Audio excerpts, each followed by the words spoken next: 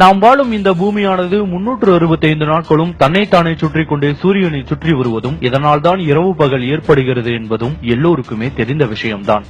ஆனால் இந்த பூமி திடீரென்று சுற்றுவதை நிறுத்தினால் என்ன நடக்கும் என என்றாவது கற்பனை செய்துள்ளீர்களா? ஒருவேளை அப்படி நடந்தால் என்னவாகும் என தற்போது பார்ப்போம்.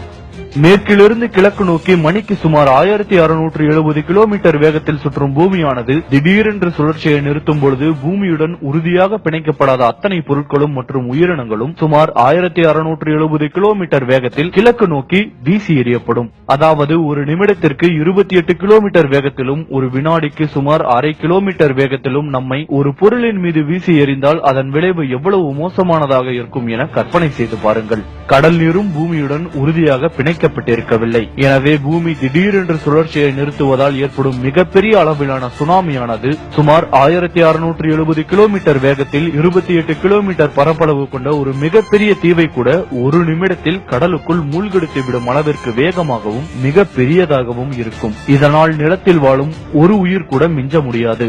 பூமி தன்னைத்தானே சுற்றுவதை நிறுத்திய போதிலும் சூரியனை சுற்றி வருவது தொடர்ந்து நடந்து கொண்டேதான் இருக்கும். எனவே வருடத்தின் 6 மாதங்கள் முற்றிலுமாக இருளிலும் மீத 6 மாதங்கள் முற்றிலுமாக ஒளியிலும் இருக்கும். இதனால் ஒரு வருடத்தில் உள்ள 365 நாட்களும் ஒன்று சேர்ந்து 8760 மணி நேரம் கொண்ட ஒரே ஒரு நாளாக மாறிவிடும்.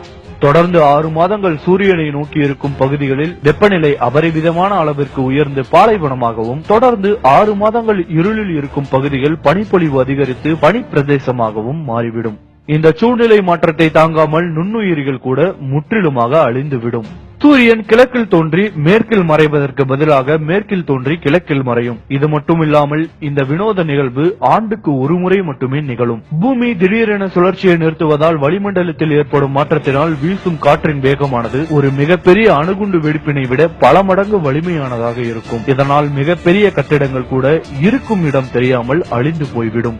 பூமி தன்னைத்தானே சுற்றுவதை நிறுத்திய அடுத்த நொடியே பூமியை சுற்றியுள்ள பாதுகாப்பு காந்த மண்டலம் செயலிழந்து போய்விடும். இதனால் சூரியனிலிருந்து வெளிவரும் புற ஊதா கதிர்களினால் இந்த பூமியில் எஞ்சியுள்ள மீத உயிர்களும் முற்றிலுமாக அழிந்துவிடும்.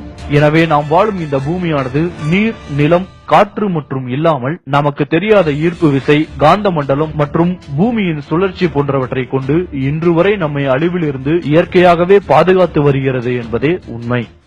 இந்த வீடியோ உங்களுக்கு பிடிச்சிருந்தா லைக், கமெண்ட் அண்ட் ஷேர் பண்ணுங்க. மறக்காம கோலிவுட் டாக் சேனலுக்கு சப்ஸ்கிரைப் பண்ணுங்க.